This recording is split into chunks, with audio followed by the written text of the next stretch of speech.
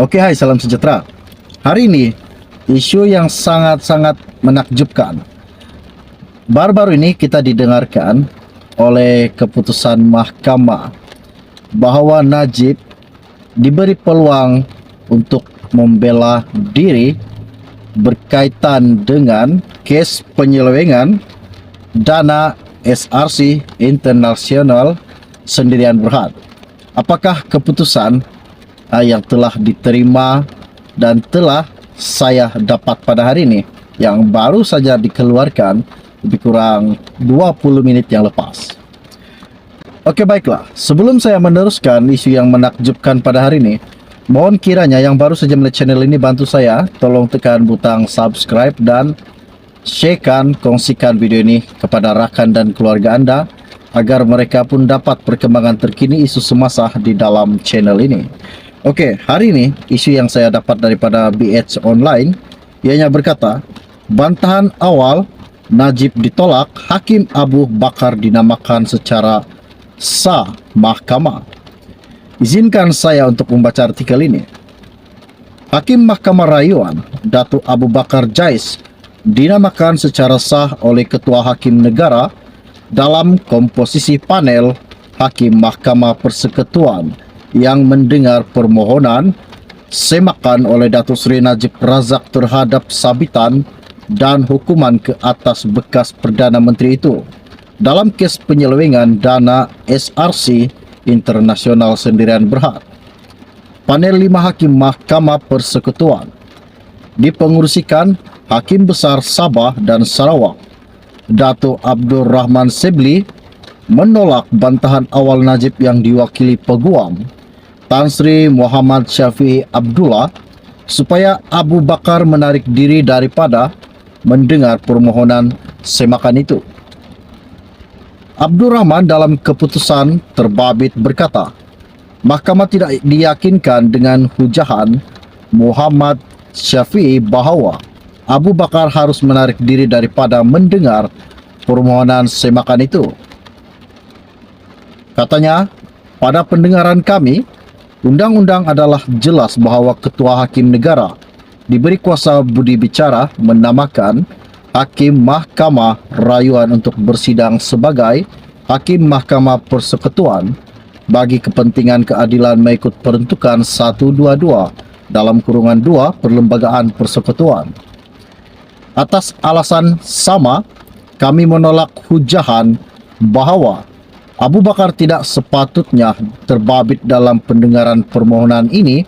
Sehubungan itu, kami menolak bantahan awal permohonan, katanya. Beliau kemudian memerintahkan Muhammad Syafiee untuk memulakan hujahan permohonan semakan.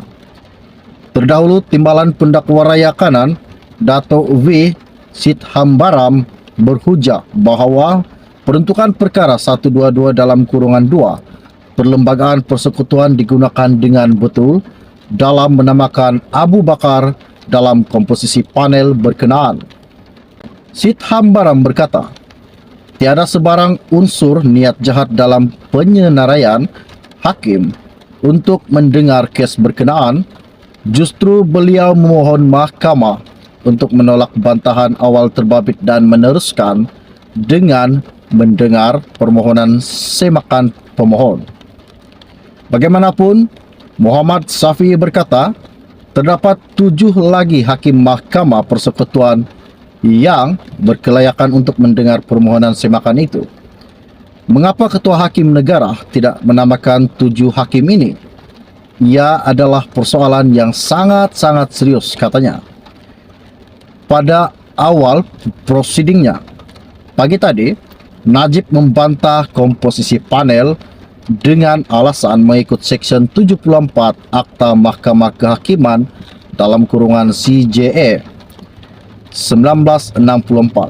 Komposisi Hakim Mahkamah Persekutuan mesti terdiri daripada semua Hakim Mahkamah Persekutuan, katanya Najib yang membantah hari ini.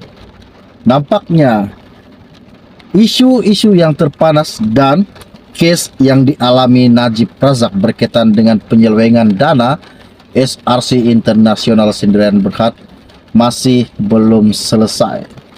Adakah Najib Razak akan dibebaskan daripada tuduhan penyelewengan dana SRC International Sdn Bhd ini? Ini yang dinamakan usaha tangga kejayaan. Semoga bosku dapat menyelesaikan masalah ini dengan segera. Dan saya percaya pasti ramai rakyat di luar sana menanti kepulangan bosku.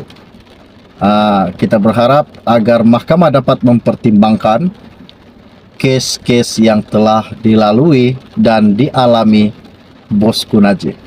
Ini sangat menakjubkan. Oke. Sebelum Anda meninggalkan channel ini, jangan lupa bantu saya, tolong tekan butang subscribe dan bantu juga tolong sharekan video ini kepada rekan dan keluarga Anda. Satu share info ringkas dari saya untuk Anda. Pada hari ini kita akan berjumpa lagi. Salam jumpa dan salam kenal. Bye-bye. Syed Hambaram berkata, tiada sebarang unsur niat jahat dalam penyenaraian hakim untuk mendengar kes berkenaan. Justru beliau memohon mahkamah untuk menolak bantahan awal terbabit dan meneruskan dengan mendengar permohonan semakan pemohon. Bagaimanapun, Muhammad Safi berkata, terdapat 7 lagi hakim Mahkamah Persekutuan yang berkelayakan untuk mendengar permohonan semakan itu. Mengapa Ketua Hakim Negara tidak menamakan 7 hakim ini? Ia adalah persoalan yang sangat-sangat serius, katanya. Pada awal prosidingnya, pagi tadi, Najib membantah komposisi panel dengan alasan mengikut Seksyen 74 Akta Mahkamah Kehakiman dalam kurungan CJA 1964. Komposisi hakim Mahkamah Persekutuan mesti terdiri daripada semua hakim Mahkamah Persekutuan, katanya Najib yang membantah hari ini. Nampaknya isu-isu yang terpanas dan kes yang dialami Najib Razak berkaitan dengan penyelewengan dana SRC International Sdn Bhd masih belum selesai.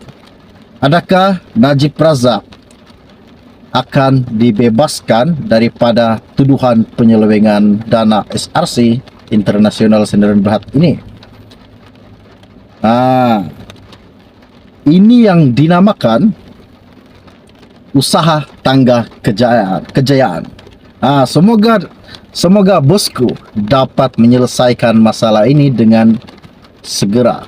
Dan saya percaya pasti ramai rakyat di luar sana menanti kepulangan bosku.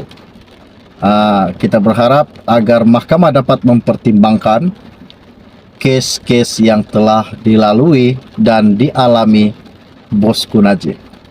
Ini sangat menakjubkan. Oke. Sebelum Anda meninggalkan channel ini, jangan lupa bantu saya, tolong tekan butang subscribe dan bantu juga tolong sharekan video ini kepada rekan dan keluarga Anda. Satu share info ringkas dari saya untuk Anda. Pada hari ini kita akan berjumpa lagi. Salam jumpa dan salam kenal. Bye-bye.